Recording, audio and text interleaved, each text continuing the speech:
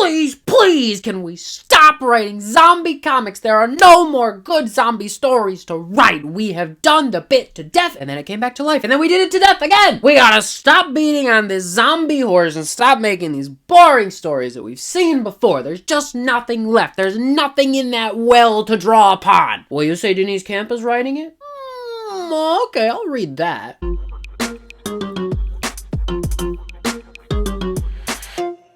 Howdy, I'm Kurt Williams, and today we're looking at issue 1 of Bleeding Hearts by graphic literature superstar Deniz Camp and Stipan Morian.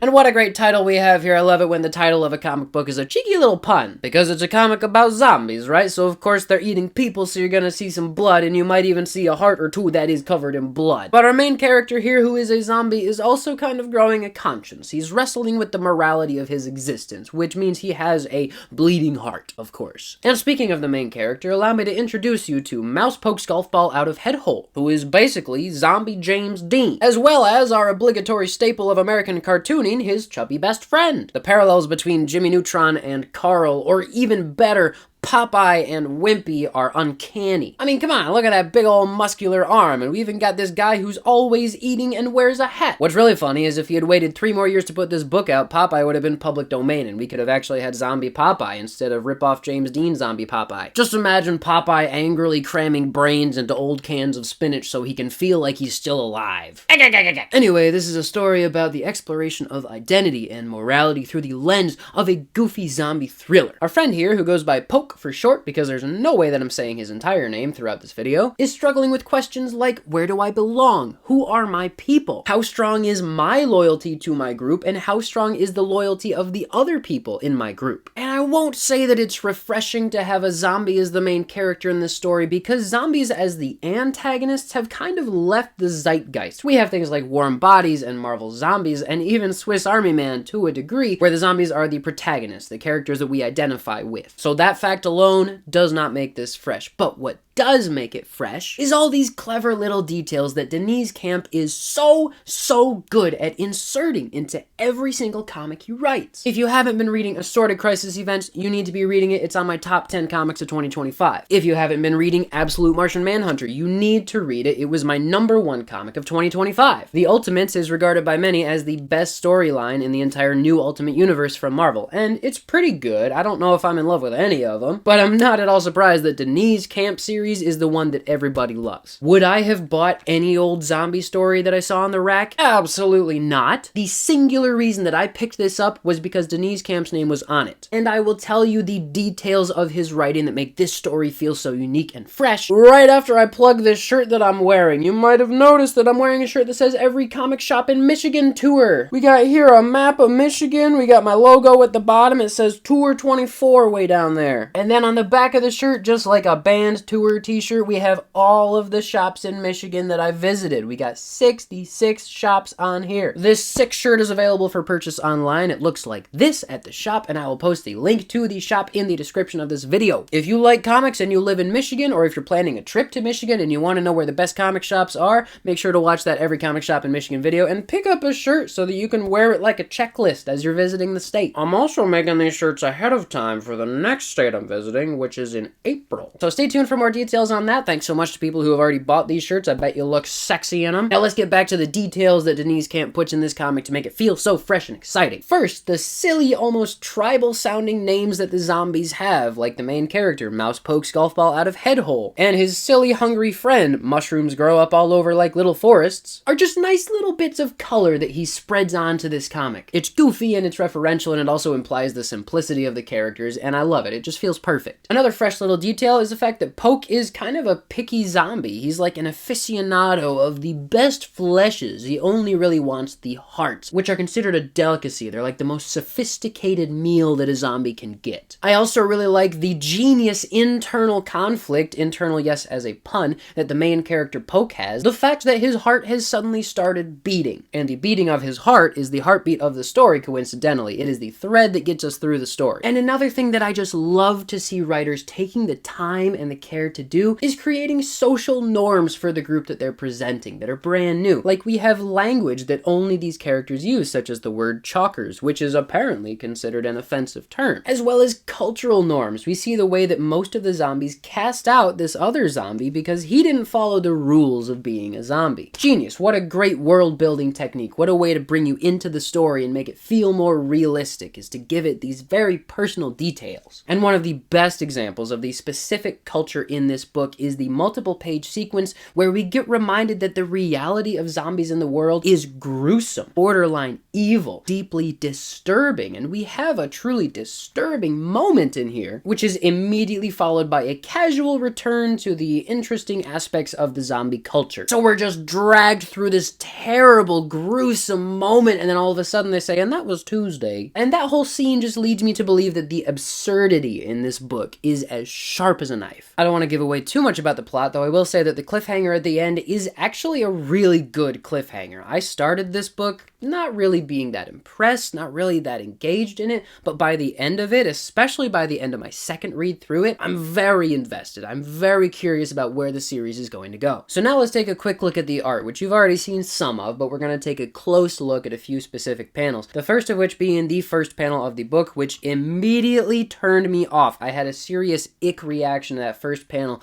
because it almost looks AI. Like, the coloring and texturing is inconsistent just in that one panel. I still don't really like looking at it. It's not a great first panel. Of course, that is directly followed up by this cool sequence of panels where each of the panels are an arrow showing which direction the people go, so we get the sense that they're splitting up without having to see one big shot where we can see them all going in different directions. We still get all the details of their facial expressions while we see that they're going in different directions. So that's very clever, very innovative. And then I'll skip ahead here to a few pages later where we have this full page spread that just floored me. I love the colors on this page. I love the layout of this page. I love the seeming simplicity, but also the detail here. And very specifically, I just really like the way his right hand is drawn. There's not a lot of detail in the line work there, but the coloring is doing a ton of work to show 3 dimensions. Something about the way that hand is drawn just makes it look so rounded and lumpy, but so convincingly 3-dimensional. Kind of a weird thing to stand out to me, I know, but I thought it was sick. And then throughout the rest of the book, there really aren't that many moments that stand out to me as incredibly impressive art, but what does stand out to me is the consistency and the quiet confidence that the art seems to have. It's very easy to read. All of the layouts are fantastic. All of the composition is fantastic. Understanding of the cartoon anatomy and facial expressions is on point. There's nothing flashy about it. There's certainly nothing like Todd McFarlane or David Finch where you just have excessive gritty detail. It's impressive just because of the level of patience it took to make it. But it is impressive in the way that it is so functional, so sleek, so airtight. There's a lot of invisible craft that goes into this that people who just like flashy things will not notice. You might be able to tell me that a certain panel is not interesting, but you will not be able to convince me that any of the panels in this book are not done well. Now, it's not really my favorite style. You know that I like a very thick, very confident, strong, dark line on my comics. I do not like to see scratchy pencil marks. I do not like to see a line that looks like it was sketched a few times instead of just masterfully crafted. So it's not my favorite art style, but again, it's airtight. If this style is something you like, then you're gonna love the art because it does its job perfectly. And on top of that, the coloring and textures are gorgeous. The lettering is fantastic and flawless, which is unsurprising because it's Hassan Otsmane-Elhaou, and everything he letters is great. Overall, I would call this comic sneaky. It's not flashy. It's not drawing too much attention to itself. Even the cover is really not that iconic. I'll admit that I would not have picked it up just based on the cover. But like I said before, it's got that quiet confidence. It is high quality, and it doesn't need to shove itself in your face. It just does its job well. It's a great package. It's a fun cartoon. We have a lot of action sequences to keep you interested, but it's also giving you a lot to think about. I highly recommend you put this on your pull list at your local comic shop. I'm going to give it a 9 out of 10. I don't have a lot of announcements today other than the next state tour is coming up next month in April, so pretty soon here I'm going to be doing another fundraiser for it. I'm going to be letting you know where you can buy the shirts for it. I'm going to be calling out a specific comic celebrity, trying to get him to get in on the job. We'll see if that works. So, like like and subscribe and tell your friends about it and go watch my TikTok and join the Instagram and I'll see you next time. My name's Kurt Williams and you're somebody else.